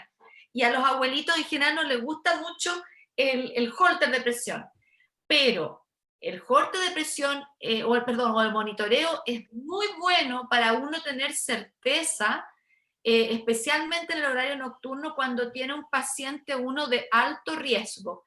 Y yo cada cuánto tiempo, por ejemplo, como de repente repito, cada 2 o 3 años un eco en un paciente de alto riesgo, yo repito los mapeos porque el impacto que tiene el control de la presión arterial en un paciente que tenía una historia de infarto, o en un paciente que sea diabético deteriorado, con daño de órganos o con alta carga de factores, es tan importante que si tiene los medios, yo cada tanto tiempo, cada 2 o 3, yo le hago un monitoreo, pero por supuesto que no lo estoy pidiendo cada 4 meses, 6 meses.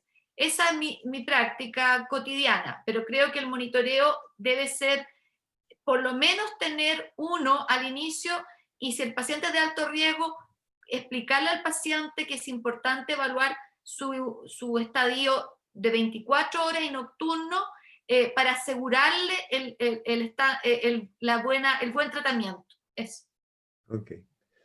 Hay una pregunta que está muy en boga hoy en día, que se refiere a un trabajo reciente que se publicó en España en relación a el gran grado de beneficio que tendría administrar los medicamentos antihipertensivos en horario nocturno. Esa es la cronoterapia, que en realidad, habiendo escuchado a grandes expertos en hipertensión, tienen opiniones controversiales.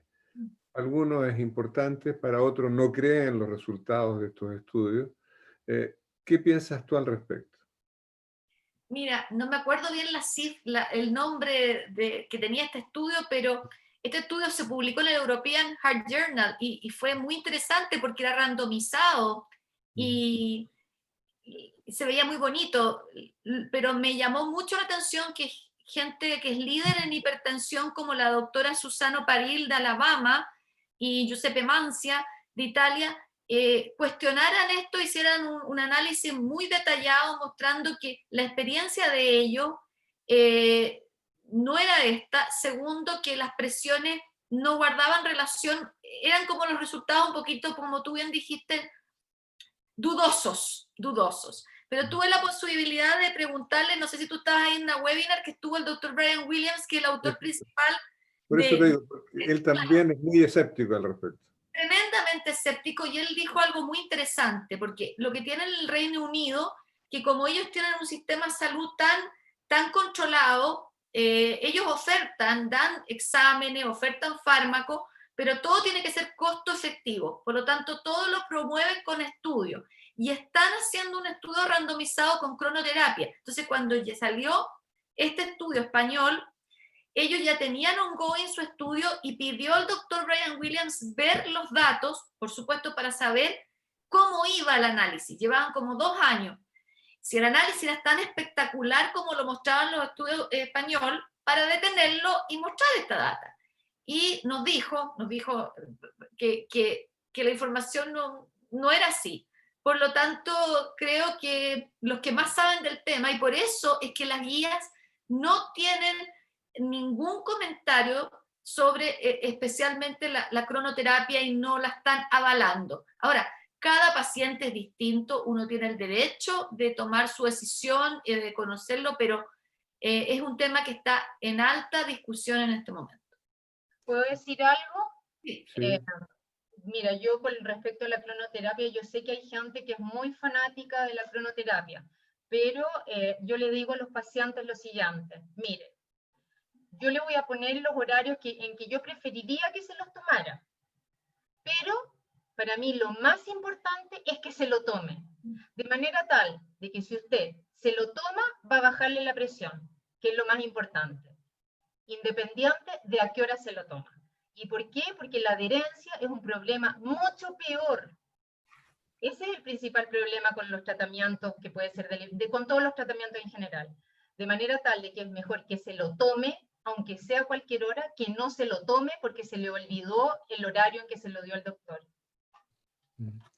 Ya que estás en pantalla, Mónica, te aprovecho de preguntar algo que ya hay un par de preguntas en el mismo sentido en relación a la importancia que le otorgas tú al HDL, y específicamente cómo manejas pacientes con HDL muy alto. Se refieren aquí a una pregunta mayor de 100.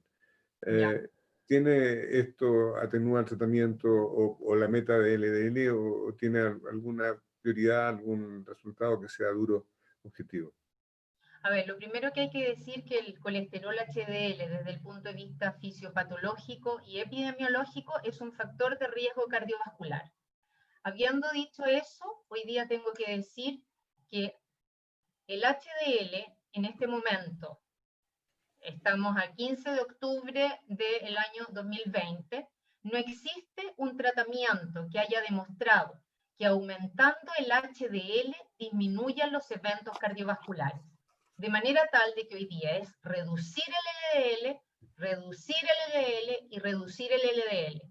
El HDL, si lo tiene bajo, yo le digo a los pacientes, usted tiene el colesterol HDL bajo y esto es genéticamente determinado. Usted puede hacer algo para aumentarlo solamente si tiene hipertrigliceridemia y hace ejercicio. Teniendo hipertrigliceridemia, hace ejercicio día por medio de alta intensidad. Baja los triglicéridos, le podrían subir el HDL. Sin embargo, el HDL hay que olvidarse en el tratamiento por el momento como factor de riesgo, porque no se ha demostrado tratamiento que sirva para reducir eventos. No quiere decir que no se va a poder producir ese tratamiento, no se va a descubrir ese medicamento, pero desgraciadamente la molécula HDL es mucho más compleja, ¿ya?, que tratar el LDL. El HDL, cuando se tiene en 100, no importa el número de HDL, el número de moléculas de HDL. Lo que importa es la funcionalidad del HDL, si realmente ese HDL disminuye o no en el fondo el metabolismo del colesterol retrógrado que uno le llama, ¿ya? Y realmente si está haciendo la pega el HDL. Y se ha visto que muchas de estas personas que tienen un colesterol HDL muy alto pueden tener un HDL disfuncionante, y esas personas tener, aunque tengan el HDL en 100, enfermedad coronaria. Exacto. Oye, Bueno, yo mira, quiero hacer una pregunta a la Mónica, ¿ya? En relación a la opinión, porque todos sabemos que este omega 3, el ácido el Vasepa, ¿ya? El glucosapentanoico. Claro, no llega a Chile. Entonces de repente tú ves indicado, y ahora lo ves indicado hasta por nutricionistas, mucho omega 3. Entonces, ¿cuál es tu opinión al respecto, Moni?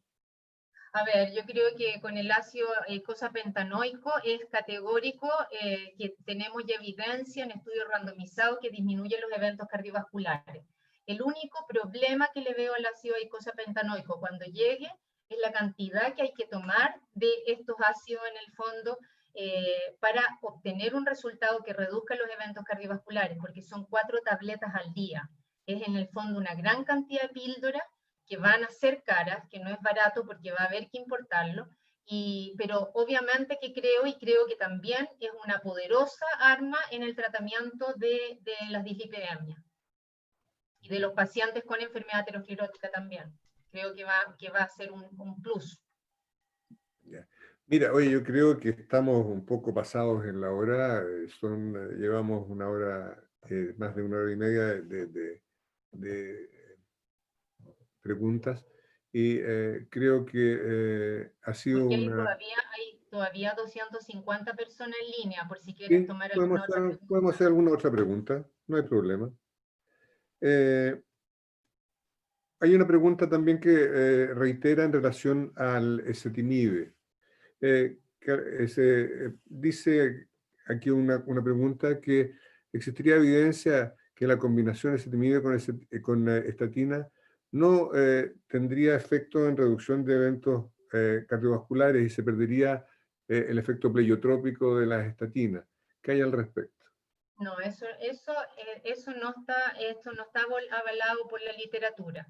El estudio IMPROVE-IT demostró categóricamente que había disminución de los eventos cardiovasculares con el ezetimibe on top de la estatina.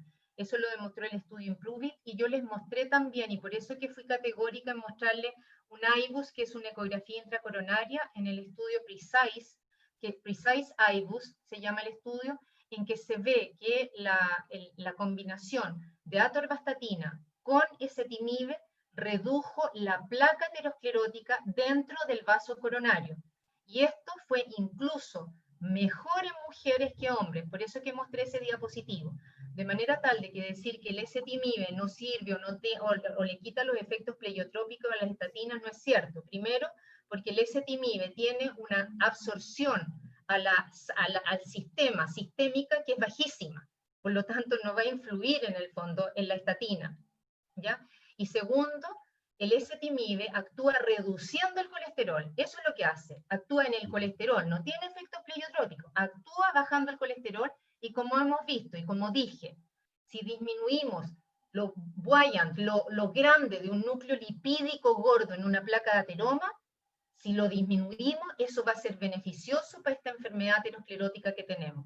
De manera tal de que no es así. Y por algo se incorporó en las guías ahora con una indicación que es adicional a la estatina. Siempre la estatina, más el ezetimibe y después los PCSK9 que todavía no llegan a nuestro país. En relación con el mismo ezetimibe, Mónica, ¿existe indicación en algún caso para la utilización de ezetimibe aislado? Sí, existen los pacientes con intolerancia absoluta a las estatinas, que se puede usar, y lo otro son en niños pequeños, ¿ya? Y también en embarazadas, que se puede usar ezetimibe, y en los niños menores de 10 años también se puede usar ezetimibe. En general, yo el ezetimibe igual a las 2 semanas le empieza, por el feedback, igual le empieza a subir un poco el colesterol, pero igual le sube menos que si estuvieran sin nada, de manera tal que esas son las indicaciones que tienen. Para Paola, una pregunta. En relación al uso de beta bloqueadores en pacientes que no responden a biterapia, ¿en qué pacientes le agrega beta bloqueadores? ¿Existe una indicación formal en pacientes que tienen frecuencia cardíaca elevada e hipertensión arterial para usar beta bloqueadores? Mira, antiguamente las guías tenían las guías NICE y las guías europeas tenían una indicación de pacientes más jóvenes, ¿ya? Y más perfil adrenérgico. Creo que le respondí esa pregunta a la persona que preguntó. Obviamente, aparte de la insuficiencia cardíaca, lo que dije, el paciente con angina, hay un perfil que ha andado bien, que hay estudios publicados de George Bakris o de especialistas que son los hipertensos jóvenes con hipertensiones diastólicas, que tú le puedes dar eso. Y el paciente que uno percibe por clínica que tiene un perfil más adrenérgico, ¿ya? Ya sea porque es sudoroso, todo, pero no hay una especificación. Lo más clásico que está en la guía es insuficiencia cardíaca con fracción reducida, con infarto, con angina, y por supuesto si el paciente tuviera fibrilación auricular o algo que uno quiera controlar la frecuencia aparte. Pero insisto, hay estudios, y por ejemplo me recuerdo uno con nebivolol, bastante útil en población joven, pero eso queda a la decisión del tratante. En un caso en que uno podría agregar un beta bloqueador, en el fondo, en lo que habló la doctora, que puede ser ya la biterapia, agregarlo, en aquellos pacientes que son hipertensos y jaquecosos, en que los beta bloqueadores son en el fondo una indicación que podría distanciar un poco las crisis de jaqueca. Como el metoprolol, que sería ahí uno que sería bastante bueno. Superior que penetre barrera hematoencefálica, o sea, la mayoría, salvo atenolol no. Mónica, una vez que tú inicias un tratamiento hipolipemiante y alcanzas las metas que tú te has propuesto con una dosis y un medicamento específico, ¿existe una tendencia a que una vez que la persona alcance su meta o toma una caja o 2 cajas y dice me mejoré, ya la suspendo? ¿Cuánto tiempo tiene que mantener su terapia hipolipemiante? ¿O cuándo suspendes la terapia? ¿O cuándo modificas las dosis? A ver, en prevención secundaria, nunca bajo, nunca suspendo, nunca. Es para toda la vida, y eso uno se lo tiene que decir a los pacientes. Esto es para toda la vida, porque para toda la vida se ha demostrado que mientras tú más tiempo tienes el colesterol bajo, mayor va a ser la reducción de eventos a futuro. Y hay un paper bien interesante que salió en JACC, que lo hacen en el fondo personas que son súper habilosas en la parte estadística, que demuestran que cuando tú empiezas alrededor de los 30, 40 años, tienes una mucho mayor reducción de los eventos cuando lo extrapolas a los 70 o a los 80 años.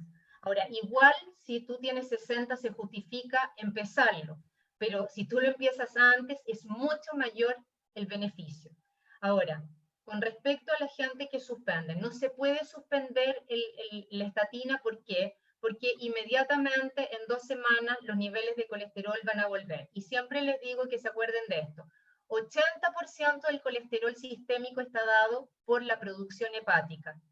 15 a 20%, 25% lo más está dado por la dieta. De manera tal de que si tú necesitas alcanzar un LDL de 55 porque vives en Francia, nunca lo vas a alcanzar solo con dieta, nunca. Debes anular la síntesis hepática y en este caso se hace con una estatina. Específicamente hablando de prevención primaria y uso de estatinas o tratamiento por aliviante, ¿a qué pacientes específicos fuera de los diabéticos o que tienen factores muy evidentes desde el punto de vista de riesgo cardiovascular tú le indicarías prevención primaria? ¿Y con qué medicamentos y en qué dosis? A ver, los que uno más ve, que son los pacientes con síndrome metabólico, son pacientes que tienen habitualmente 3 factores de riesgo, son pacientes que tienen una carga para llegar a ser diabéticos, que es 4 veces más, son pacientes que tienen 2 veces más riesgo de llegar a tener enfermedad coronaria y hoy día tener insuficiencia cardíaca, de manera tal de que en pacientes con síndrome metabólico, que me caen en el riesgo intermedio, entre 7,5 del score americano y 19,9 y 20 del score americano, en esos pacientes yo empiezo una terapia con una estatina en dosis de atorvastatina 10 o puede ser rosuvastatina 5, ya incluso puede ser simvastatina en una dosis de 40 miligramos, incluso con esa dosis. Y en estos factores aumentadores del riesgo, yo sí creo que hay algunos pacientes que tienen mucho más riesgo, y eso se ha demostrado. O sea, en las mujeres con parto prematuro, mujeres que tuvieron preeclampsia, está demostrado un aumento de enfermedad aterosclerótica en la posmenopausia. Los pacientes que tienen hipertrigliceridemia, como ya dije, pacientes que tienen triglicéridos altos, más de 500, sí, en el fondo tienen que sí o sí iniciar, menos de 500, iniciar una estatina, ¿ya? En que van a tener más riesgo porque van a mantener eso durante mucho tiempo, y eso es deleterio desde el punto de vista aterosclerótico. Pero yo te diría que los pacientes que más uno deja es los pacientes con síndrome metabólico y en aquellos que tienen enfermedad familiar aterosclerótica, que son pacientes que sí consultan bastante como para ayudar a reducir su riesgo. En esos pacientes, si están muy asustados, uno les puede pedir un score de calcio como para hacer más imperativo el inicio de una estatina. Me pregunta si es que efectivamente es recomendable ingerir las estatinas en dosificación nocturna. A ver, la principal síntesis del colesterol se hace durante la noche, por eso que siempre se dice que hay que tomarla en la noche. Sin embargo, olvídense de eso. La atorvastatina y la rosuvastatina son estatinas de vida media larga. Por lo tanto, si usted la toma en la mañana o en la noche, la estatina igual va a funcionar disminuyendo la síntesis, de manera tal de que, como dije, lo importante no es la cronoterapia, a qué hora se toma la píldora, sino que se tome la píldora. Y para Ana Paola, aquí hay una pregunta que se refiere a qué opinión le merece la clonidina en hipertensión refractaria como alternativa a la espironolactona. ¿Qué experiencia y recomendaciones? A ver, yo creo que todos hemos usado clonidina, especialmente en nuestra época de formación y respondían, ¿me entiendes tú? Pero es una excepción, ¿ya? En relación a la espironolactona, yo creo que la espironolactona ha tenido muchos estudios pequeños, observacionales, y este fue un estudio randomizado el que yo mostré en la diapositiva, y lo comparé con otro simpático mimético que era la doxazosina, que es superior en el sentido de calidad a la clonidina. Yo creo que la clonidina se puede usar como herramienta. Hay fármacos vasodilatadores que son una quinta alternativa, una sexta alternativa, pero no como en vez de la espironolactona, ¿ya? Y además hay que tener cuidado con la clonidina, porque hay que educar al paciente y hay que explicarle que no la puede suspender bruscamente, cosa que, como dijo la doctora Acevedo muy bien, los pacientes de repente suspenden los fármacos porque no tenían el acceso, porque se les ocurrió, porque se les olvidó. Entonces, yo creo que en ese sentido hay que ser cuidadoso, y especialmente si va a haber una cirugía mediante. Por lo tanto, la clonidina es una herramienta que usan los especialistas y también los nefrólogos, pero no es comparable el lugar que tiene con la espironolactona. Esa es mi opinión. Muy bien. Hoy estaba respondiendo Bueno. una pregunta y no me sale la del chat del doctor Ernesto. Acá, ahora la voy a enviar. Ya. Ahora la ¿De qué? clorhidrina. No, la del chat no las vi. Yo respondí varias. Ah, ya, perfecto. Bueno, yo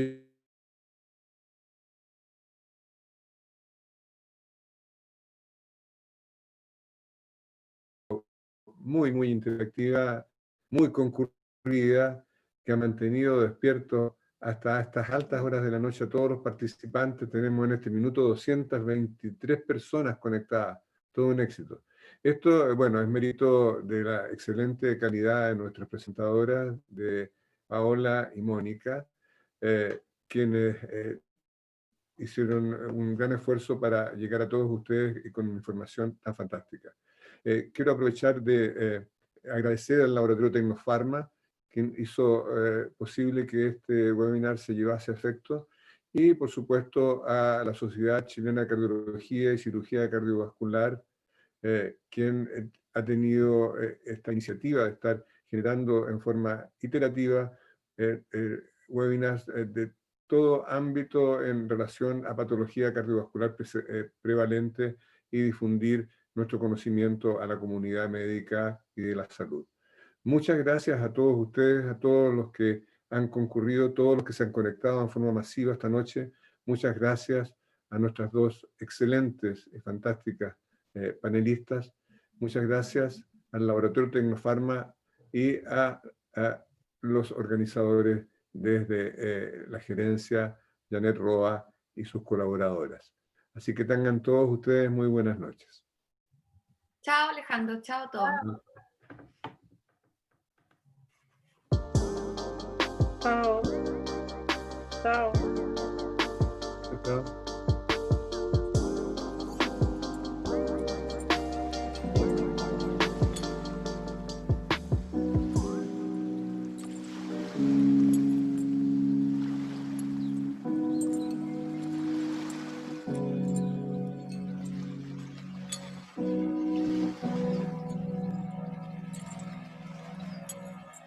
Muy bien.